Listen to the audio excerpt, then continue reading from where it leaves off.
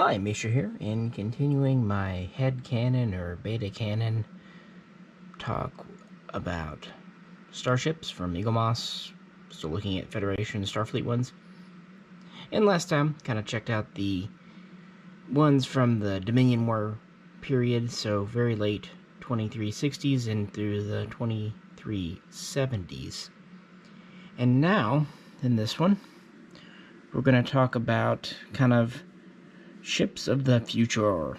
So these would be post-Dominion War designs. Kind of Federation refocusing itself. The ones up here are kind of more war-oriented last time because they were based on responses to the Borg and then the Dominion.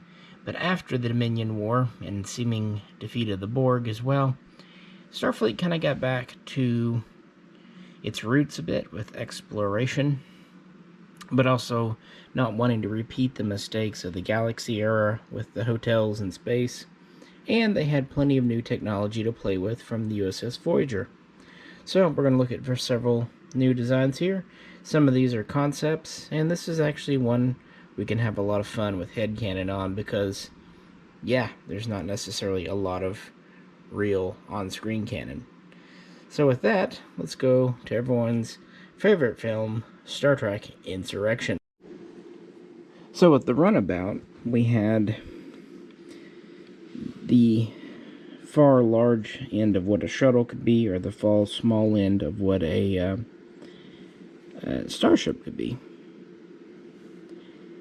And what kind of replaced it, since it proved to be a pretty successful design, is the ship with no name, referred to as the Mission Scout, or the Federation Mission Scout ship. In video games like Armada, this was known as the Venture class, which I think fits. Other places have called it the Talon class, which doesn't really fit to me. But this seems to be a replacement for the runabout, and a more sleek and well-appointed design at that. It's a little bit larger front to back at about 24 meters, and we have a lot more side-to-side room. We have kind of Defiant style integrated warp engines. It's much faster than the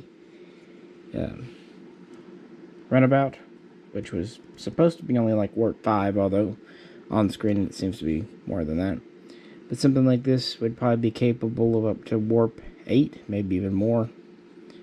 It could be piloted by one person, at least one android, but it had a standard crew of one pilot, one co-pilot, and 2 to 3 mission specialists, although it probably could hold quite a few more in an emergency. It was only one deck, because it was a scout survey type ship. It has a very large open cockpit, and it has very advanced and detail-oriented sensors.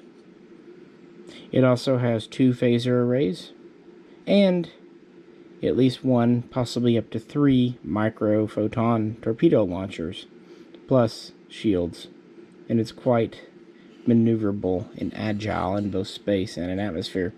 Like I said, the Federation was getting back to exploration and science, which this was primarily geared for, but they were no longer willing to send ships out that were undefended. So even though this is small, it packed quite a bit more of a punch than the predecessor runabout. And this was a ship with its own NCC registry, although in the film it never gets a name. It's just called the Mission Scout ship, and it doesn't seem to need to operate from a master starship, a home ship, although it's probably something that would more or less be taken from a starbase, space station, or planet for just a few hours or a few days. But one would presume it at least has replicators and what have you on board, so probably could go longer. It's just a pretty cool, sleek little design. In the real world, it was kind of a take on the Type 8 and Type 9 shuttles from a Voyager. You can kind of see it in the back here. If you look at a Type 9 with the cutout, it's kind of filled in and stretched out a bit. So yeah, kind of a Type 9 version of the runabout. Pretty neat, and this would kind of be the new standard in the late 24th century. It's still very much in use in the 25th. I like it. I think a lot of people like this model from Eagle Moss too. They did it very good justice. So last time we talked about a lot of people's favorite ship, or one of those, the Nova class. This was a long-range science survey vessel. Good for about 2 years mission, kind of a replacement for the Oberth. But it had a few deficiencies. It was well built, but not terribly well armed, and was a little bit on the slow side, about warp 8. And it came into service around 2368. And it was kind of taken out of production during the Dominion War period because they didn't need science ships. And then it was put back in around 2375. And at first it looked like the standard design, but in the late 2370s, a refit, kind of purposing version, was known and would come around. And we know it as kind of the Rhode Island refit, a Rhode Island class, because we see it in the possible Voyager feature of 2404, captained by Captain Ensign Harry Kim. And in the real world, they essentially took away the cutout in the front, which would be where the secondary deflector would have been, and they put a different style of, more Voyager style secondary deflector there. They filled in the bridge concave area with a convex, more traditional area. They gave it new nacelles, and they reworked the escape pods. On the flip side, though, it's pretty well unchanged, but that's because in the show we mostly saw it from the top. So it's very clearly a Nova type, but it is different. In universe, the changes, well, the new warp engines were to give it a little better warp, capable of at least warp 9, maybe 9.5, and a higher cruise of about 8. Newer escape pods are kind of self-explanatory. A newer bridge, well, Starfleet ships like changing their bridge. I kind of like to think that the newer bridge maybe gave it an extra little deck, because the original ship had 8 decks. Maybe this has 9 now. Still probably had a crew of roughly 80, although maybe a little more, or less due to automation. Having the change in the front here, you get a little extra room in the front of the saucer, which is kind of nice to have.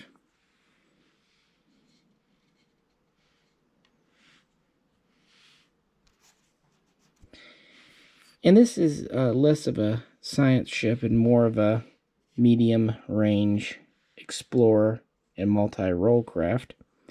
Harry Kim was on a 4-year mission, so we know that its duration, endurance, what have you, was improved. We also know that its combat abilities were improved. It has quantum torpedoes, phasers, stronger shields, possibly improved impulse. And yeah, it's just a neat little refit here. For what it's worth, these ships could land on planets where they could operate as kind of a de facto science base. Kind of neat. And we have no reason to think, based on the registry numbers of the Rhode Island, that no matter which future we're in, that this wasn't a real ship. And so it kind of feels that small, medium-range type ship, but it's very capable for its size. And in some ways, I like the original Nova. In other ways, I kind of like the Rhode Island style more. Now, which do you like? Which do you prefer? The more interesting looking Nova, or the kind of more traditional looking Rhode Island? Honestly, I'd be hard pressed. I've always really liked this design, though. It's like a mini sovereign class. So I had to include it. You might say this is kind of a replacement for like a Norway or a steam runner, at least in terms of combat roles. Hello to the Defiant again. Yeah, this was Starfleet's first kind of combat-dedicated ship, and a pretty radical departure design-wise. And a tough little ship that served throughout the Dominion War, and was cheap and easy to produce. But it only started kind of the trend. And here we have the Prometheus class. This was a larger dedicated vessel. By the way, just so I mention it, the Novas we just looked at, they're about 221 meters long. Some sources claim that the Rhode Island refit, because of the front, was about 227 meters. Sorry, I forgot to mention that. Our ship here, our Prometheus, is about 415 meters long, so definitely getting into medium cruiser. For the politicians and the say, this was considered a deep space, long-range explorer, but in reality, it is a battleship, combat ship. We have 4 warp nacelles, at least visible. And we've seen this design before, like with the Constellation and the Cheyenne, amongst others. So it's not the first. And it definitely has that more modern Starfleet aesthetic to it, with the more triangular saucer. It has, roughly speaking, about 16 decks. Don't really know a crew per se, but it was pretty highly automated, so it probably didn't require a vast crew to operate. A couple of hundred, maybe 300. Of course, it's famous for its multi-vector assault mode, which I'm sure looks cool on screen, but from a realistic military point of view, I think is a little silly. But that's neither here nor there. It can split apart into 3, at least per the lore. I think without it, it'd be perfectly capable. It would have had quantum torpedoes, photon torpedoes, multiple phaser arrays, redundant shields, a blade of armor, all the latest and greatest. We have a deflector that's quite well recessed for protection. And we have a pretty well recessed bridge. Since it can split into 3, it would have 3 bridge sections. But this was designed for the Dominion, but it doesn't seem to have gone into full production before the end of the Dominion War. But that said, we do know that it was put into mass production, and we'll talk more about that in just a bit. So this would have been one of the medium-sized cruisers with high combat potentiality, but since it could defend itself, it'd definitely make for a good deep space explorer too. And it had the EMH Mark II. Andy Dick. Anyway, it's a love it or hate it design. I think it's neat. I even like the forward swept pylons. Just kind of a different look to it. Kind of remind me of those you see on the Jaeger. This is a continuation of a pretty dedicated combat craft. And as far as the Eagle Moss goes, I think this is among people's favorites too. Now we come to one of the concept ships that was actually never seen on screen, but I like the looks of it, so we're going to talk about it for a minute. There's basically no canon information because it was never built and produced. This is the concept for the Voyager, and it's kind of neat. We have bottom, or rearward slung warp nacelles. We have kind of forward swept pylons, much like the Prometheus. We have the bridge located towards the rear of the, well, we'll call it a saucer, even though it's more of a triangular shape like the Prometheus there and the Rhode Island, but the bridge is back there. We also have the secondary deflector in the front, so a lot of the elements. On the other hand, the deflector, the primary, is kind of a cross between the old Galaxy style and the newer ones, very much like what we actually got on Voyager. And there's something about it that reminds me of the Excelsior in spirit, if not in actuality. Just the long, slender engineering hull, very large based on the saucer.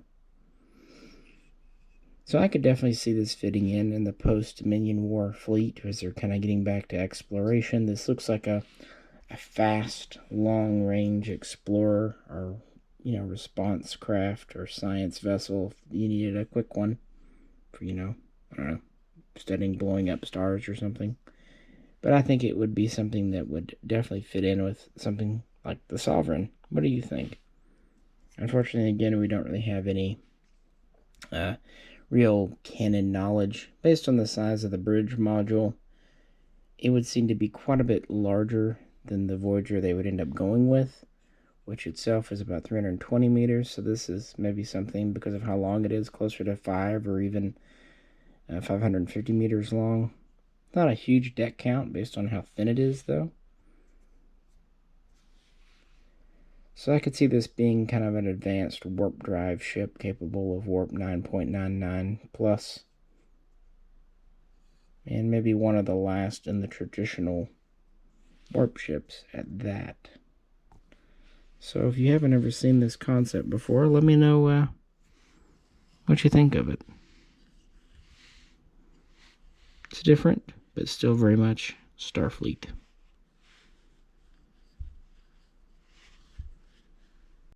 Next up, we have one that had a very long and interesting road to becoming canon, and now finally is. The Luna class, USS Titan, the ship that finally lured Riker away from the Enterprise after 15 years in 2379. And yeah, this was designed for a series of books that were to be published at the time for Riker's adventures on the Titan. It was a design contest to pick a winner in 2005, and it was first shown in 2007 in various catalogs and calendars and stat sheets, but it was not officially canon. Now, Riker taking over the USS Titan was canon from the end of Nemesis. But we never saw the ship, we never knew the class types. But a lot of it was considered kind of soft canon. It's a pretty good sized ship. It's bigger than the Prometheus. It's about 454 meters, a crew of about 350. It has 23 decks, including this big pod on the top here, which is a couple of extra decks, and that's modular. It has nacelles slung down, kind of like the Voyager concept. It also has quite a few elements of the Miranda and Nebula, that design, shape, and aesthetic going on. And it does have more of a traditional saucer-shaped. The idea behind this, it was to be a deep space explorer, a true science exploration ship. These were first conceived of in 2369 after the discovery of the Bajoran wormhole. So the idea was, well, we'll make a new class of ship to explore this whole new discovered quadrant. But then the Dominion War put the plans on hold, and they would resume after the war. And the ship of the class, the USS Luna, would have its first shakedown cruise in 2377. And by 2379, the first 6 or so members of the class were ready to go and were being given to captains, including Riker. And these were all named for moons. First, they would start with moons in the solar system and then move outward. So you'll have like Europa, Callisto, Ganymede. What are we going to call Pluto? Not a moon. But yeah, this was built to be a true science ship, hence the modular nature of it. It was meant to be very friendly to alien species, able to accommodate all kinds of things. It was also very fast, able to go at warp 9.99. Having the latest in sensors, it had very advanced sensors, but it was not without weaponry. Again, Starfleet finally kind of learned their lesson. It had the most advanced phasers, it had quantum torpedoes as well as photons. It also had a large shuttle bay in the back here with kind of a runway system and able to carry runabouts and other larger shuttle types. It was just generally a well-appointed ship, capable of combat as well as exploration. In fact, several of these were assigned to patrol former Cardassian space after the Dominion War, just as kind of peacekeeping missions. Even though the Gamma Quadrant was more or less off limits because of the Founders, several were sent into the Beta Quadrant in the late 24th century to explore that area. And so this would have been very much a medium cruiser, multi-role, science survey, exploration craft with secondary combat abilities, moving well into the 25th century. And it was very successful with old Captain Beardy McBeardyface. So what do you think? So yeah, this for a long time, the design itself, not to mention the class name Luna, was soft canon, very highly promoted beta canon. But recently, it was finally made true, authentic canon towards the end of the first season of Lower Decks, when this was finally seen, at least in animated form, on screen. And for most people, that's enough. Some people will argue that animation doesn't make something true canon, but with everything else going on and the fact that this has been around for over 15 years, yeah, I'd say that makes it canon. Plus, again, we do know that the Titan was given to Riker thanks to Nemesis. This is quite a neat model from Eagle Moss too, and a good one that they did, because I don't know how many people are doing Titans. Next up, we have one of the oddest little models from Eagle Moss, at least it's purported to be Federation. And we have another Antares class, as if we didn't have enough. Oh boy, this is, well, they were thinking outside the box. This was to be originally one of the Voyager concepts of what Voyager could be, and someone had a fun day with this one. Oh boy. But, really, it's not too crazy when you consider the Saber we already talked about. Very much the same plan. This is much more conservative, with more traditional proportions.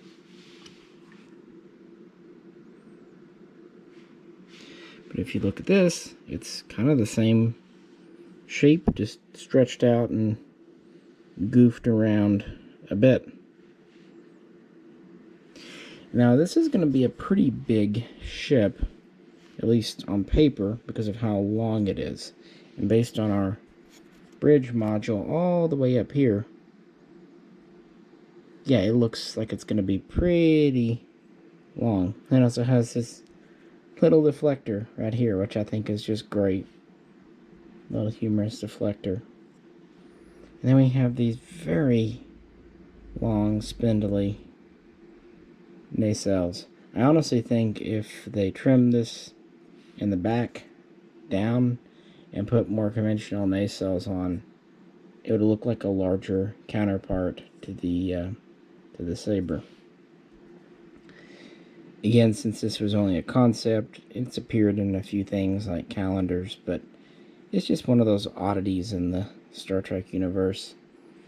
We could say that this was an experimental ship trying to kind of increase warp past 9.99, trying to get that extra oomph out. That would explain the very odd nacelle structure and the very odd engineering hull.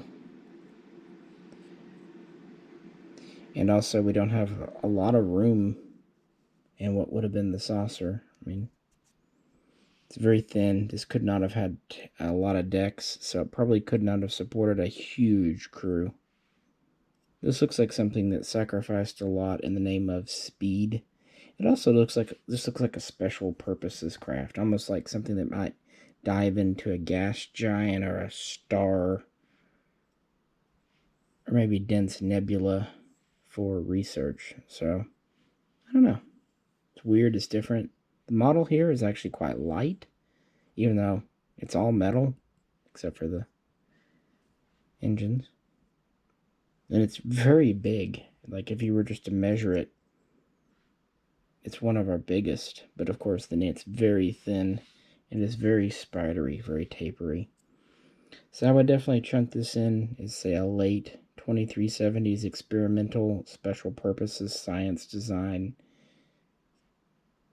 I don't know. But it definitely does show Starfleet kind of getting back to, science exploration and away from combat.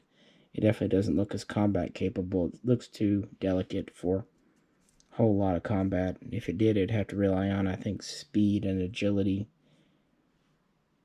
But I had to bring it out. It's just a very interesting design. So what do you think? Love it or hate it? Next up, the Dauntless class. And some of you might cry foul, saying that, no, this was actually a ship of species 116, Artuis's fake ship to try to trick Voyager at the end of Season 4 episode. You would be right. However, this was also a Starfleet ship, and that's not just like Star Trek Online and what have you to say that. We actually know from the Enterprise episode where they go to the future, to the 26th century. I think it was 2554, the Battle of Procyon 5.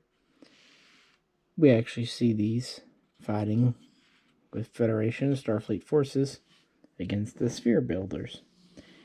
And we actually see some other ships in that battle. We see the Rhode Island Nova type. We see the Prometheus. And I think we might also see the Defiant class there. But we also see this. Now, of course, what they were really doing, since it was just kind of almost a throwaway scene in one standard episode, they were pulling lesser-known CGI models out. But the fact is, this has Starfleet livery. And it actually kind of looks cool. I've always thought this design was neat. Now, in the real world, since this was made for Voyager, and it was the early days of CGI, it was actually a pretty low res polygonal model. Now, of course, Star Trek Online and some other books and things say that Voyager obviously took a lot of scans of the Dauntless here when they were on board her, investigating her. And when they got back to the Alpha Quadrant, the Starfleet Corps of Engineers, the Design Bureau, built a ship pretty much carbon copied from that. This might sound absurd, but the truth is, the Russians did that with the B-29, making the Tupolev Tu-4, and they didn't have blueprints, they just had ships to examine, or planes to examine. So, with detailed scans from Voyager, they could have built it. Now, why would they want to do this?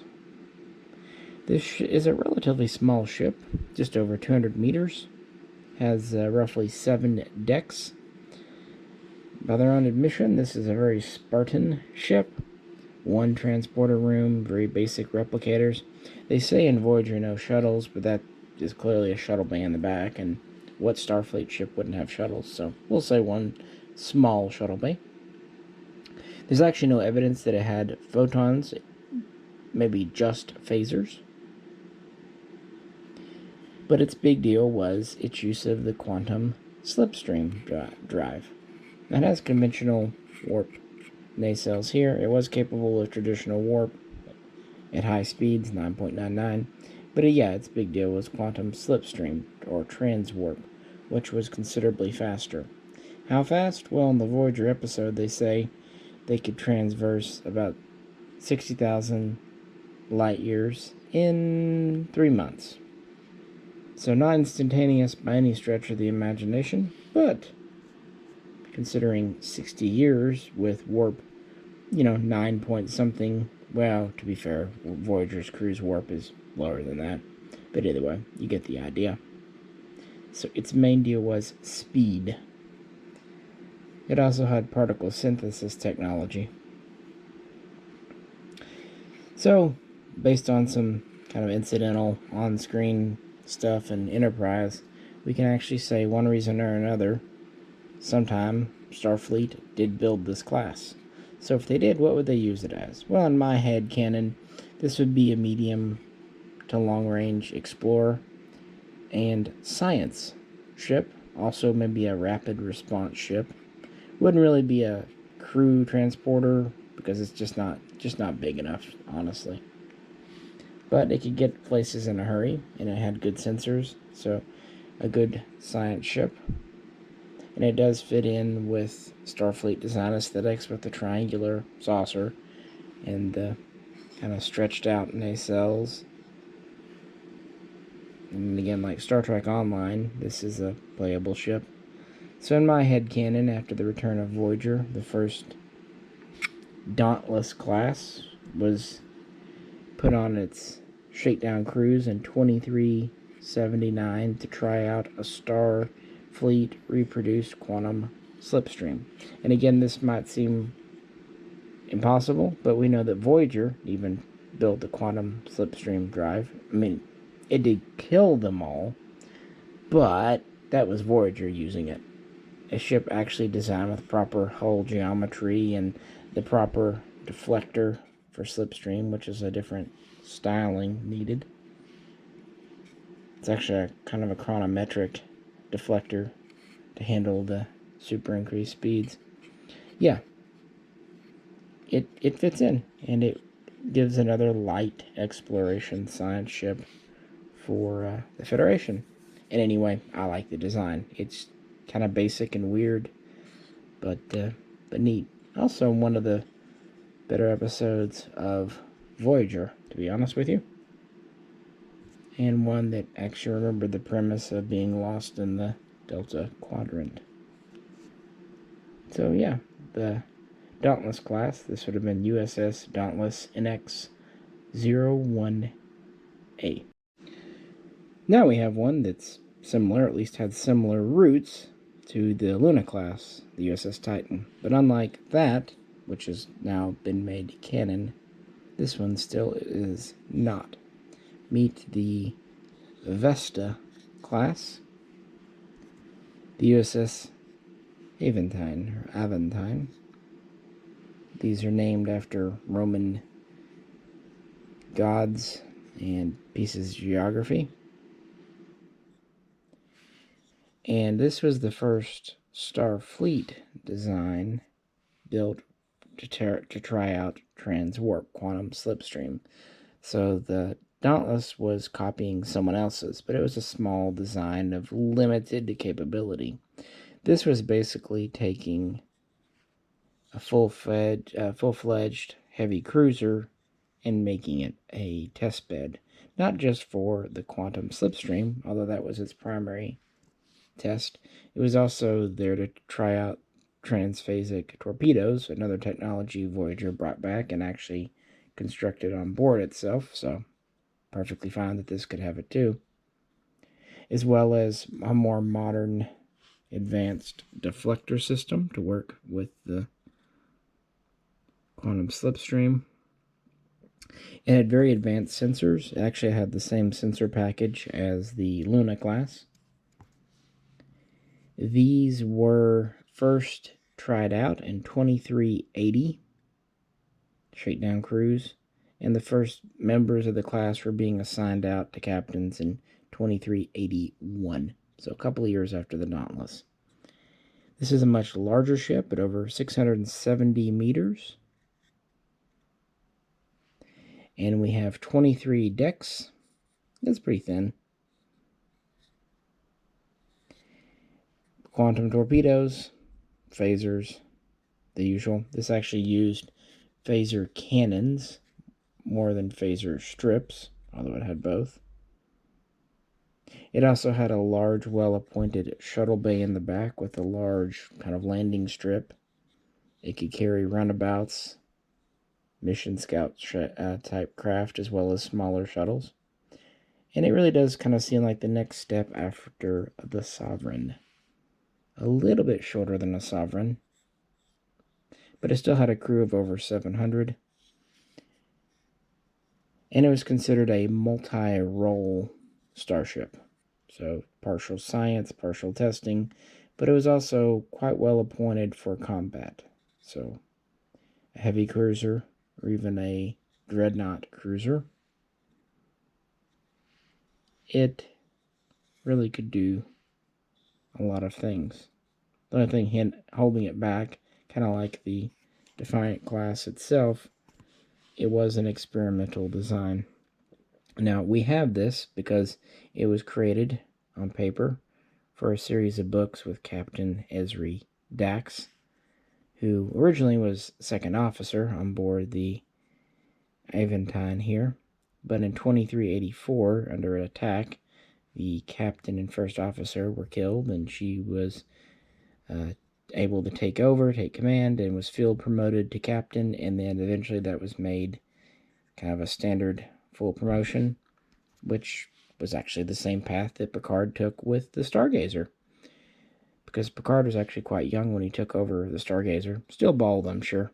But because the ship was attacked and the captain was incapacitated, killed, Picard took over and commanded the Stargazer for a number of years. I think it's 15 or 20 years. When Picard gets a ship he likes, he hangs on to it. Anyway, this was designed to be Dax's ship. And because it would make the books more interesting, it was given the role of testbed with new technologies. It's capable of warp 9.99 on its own, or again, quantum slipstream if it needs to get even faster. But since it was the first true Federation slipstream design, it was not 100% reliable and stable. Still, they worked it over time. So this is one of the more cutting-edge large cruisers in the very late 24th century, and they would produce quite a number of these, at least a dozen in this class, and possibly more. Again, it's not true canon, but unlike our concept ships we've looked at in this video, at least it's based on books, so we know quite a bit about it. So what do you think? The model is a good size, but it's actually pretty light. The saucer is metal, the top of the star drive, but then the nacelles are plastic. So it's a pretty long but narrow ship and relatively light. But again, it's kind of nice, much like the Titan that Eagle Moss did it all. And these stays sold out quite a bit, so either they haven't made many of them, or it's a popular design. I know that Dax has many fans, be it Ezri or Jadzia, but they might be fans for more than one reason. And because we haven't had an Enterprise in this video, let's bring out the NCC-1701F Odyssey class. This is another from Star Trek Online, although it was in the standard collection as a bonus edition. This is the replacement for the Sovereign, first launched at the beginning of the 25th century. The original Odyssey was launched in 2401, and I believe the Enterprise was either 2404 or 2409 when it was launched. This is a behemoth of a ship. It is over 1,060 meters long, making it the largest Starfleet ship to that point, as far as I'm aware. It has 30 decks, so relatively thin given the overall length, but still more than previous ships. Except for, like, the Galaxy, which is 42. But I guess when I say previous, I mean the ones we've looked at today. And it has a crew of 2,500, which, while large when you consider the actual size of the ship, still would give ample space. The Galaxy class had a crew of over 1,000, and it was almost empty because it was only, it was nearly 650 meters long. But yeah, this has a very, very large bridge here, secondary bridge. It has several large shuttle bays, including a secondary craft, the Aquarius, which is even more well-appointed than a captain's yacht or runabout. It's almost a, not even small, but several 100-meter starship in and of itself. It has an interesting kind of deflector, which is reminiscent of the Galaxy, but then it has dual pylons to support it. And this is really where quantum slipstream tech has matured the Federation. This is capable of standard warp, but it's mainly using quantum slipstream now. It's using quantum torpedoes as well as transphasic torpedoes. It has modern deflectors, all the modern good stuff. This is considered a dreadnought starship or dreadnought cruiser, even more than a heavy. And as you can imagine, these were very expensive to produce, quite costly to man, so while they were fielded in numbers, they were not cranking these out by the hundreds. They would field a few dozen of these ships. But this would be what would carry on the Enterprise name after the E was finally retired after several decades of service. And again, it's something seen on Star Trek Online, but it's kind of become accepted soft canon. Besides, it'll be interesting to see if an Odyssey ever appears in Lower Decks, or Picard for that matter. I don't believe it has to this point. It's an interesting design, and it definitely fits in well with the Vesta class. I like it. It's a little underwhelming to me. It's very much like the Sovereign, very traditional in a lot of ways, but that's not necessarily a bad thing. Speaking of traditional, there are ways to go radical, and with that, we'll have our final and bonus ship in this video. That's right. The USS Enterprise, NCC-1701J. Once we kind of referred to this as the Monarch class, which I kind of liked, Sovereign Monarch. But these days it's referred to more as the Universe class, like the Galaxy. Which makes sense. If the idea behind the Galaxy class was to explore the galaxy, well, this would be to explore the universe. This is a very large ship. It is about 3,600 meters.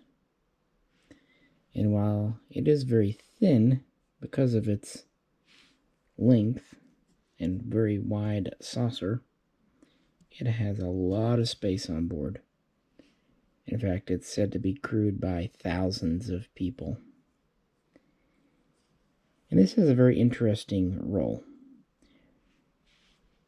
We do first see this in the Enterprise episode we already talked about in 2554. The battle with the Sphere Builders. And it is fighting. It is a combat-capable ship, for sure. But the idea behind this was an intergalactic explorer. Now that they have quantum slipstream down,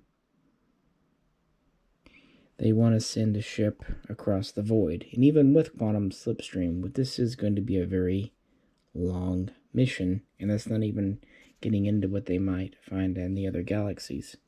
So this could honestly be a generational ship. Certainly a city ship, not unlike the Voss ship. Hence its huge size. It's even said to be partially constructed with organic technology, meaning it can grow and change, learn and develop. And this isn't too radical for a Starfleet design because Voyager introduced us to the gel packs, neural gel packs, which were organic. So this would just be taking that tech to the next level. It was also very multi-species, and really is a successor to the Galaxy class. Well, again, while it can fight, it was mostly geared towards exploration and science and just study and discovery. No pun intended.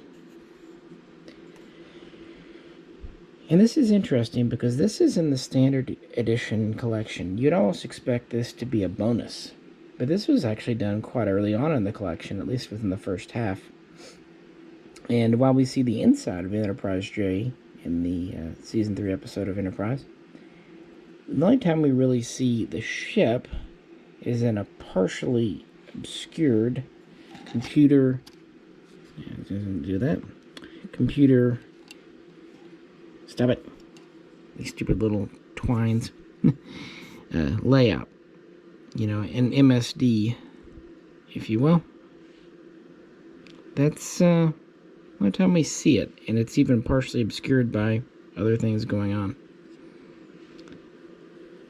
So there wasn't even a real good knowledge of what this ship looked like in full detail for many years, but it's been fleshed out over time. Still an interesting design. It's of course meant to harken back to the NX-01. It's certainly a move away from the very long and slender designs like the Sovereign and Odyssey. And it does look like a city ship. There's got to be just boatloads of room in the saucer. Very long, skinny nacelles, but when you consider how big the ship is, they're still massive.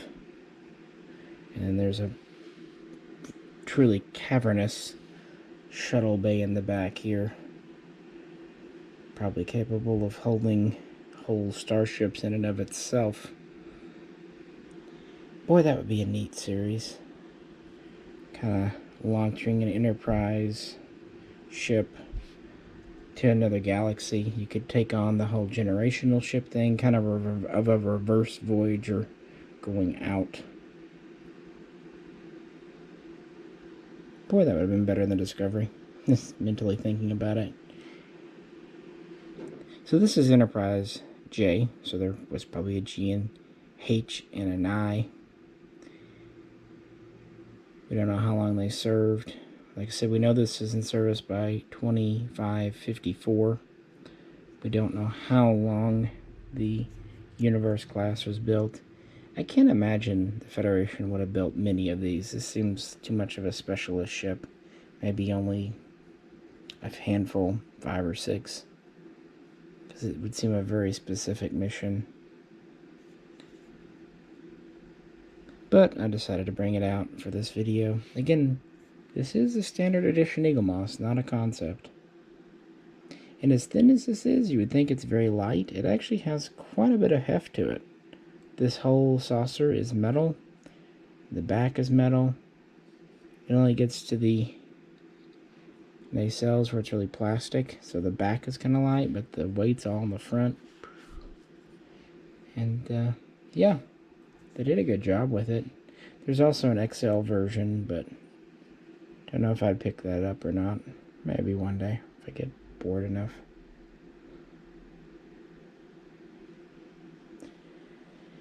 It's kind of interesting to have an XL version of a ship that was never really fleshed out much on screen either. Oh wow.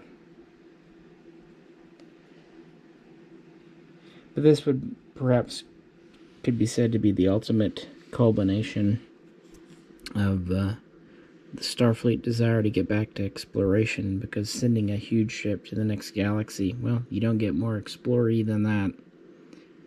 And that would be a nice move away from all the warfare of the 2370s.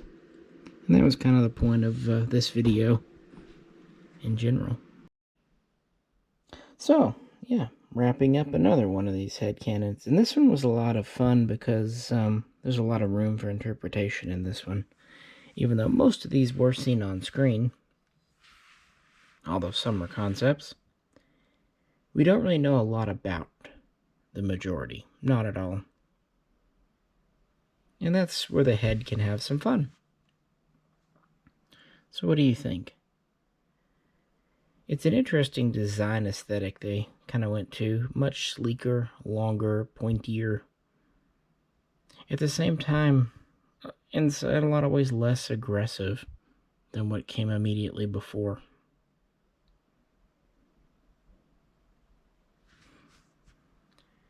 And so I like them. I like all these. It's just fun. I really enjoyed picking up the Eagle Moss ships because a lot of this stuff, I mean, people could have described the universe class to me for an hour and I still wouldn't have understood.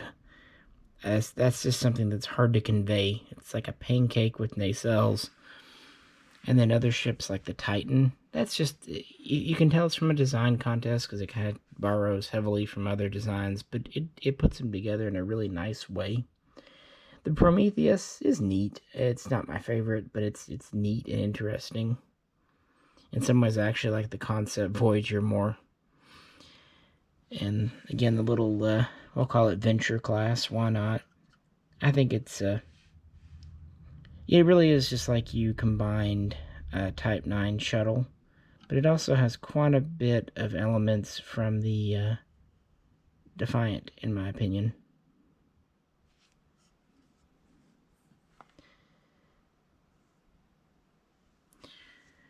Alrighty, folks. Well, as always, I appreciate you tuning in, and I'll keep doing these if you enjoy them, because they're kind of good ways for me to relax and have fun at the end of the day. Feel free to comment below and share with me your own headcanon. And with that, this is Misha, and I'll catch you very soon next time.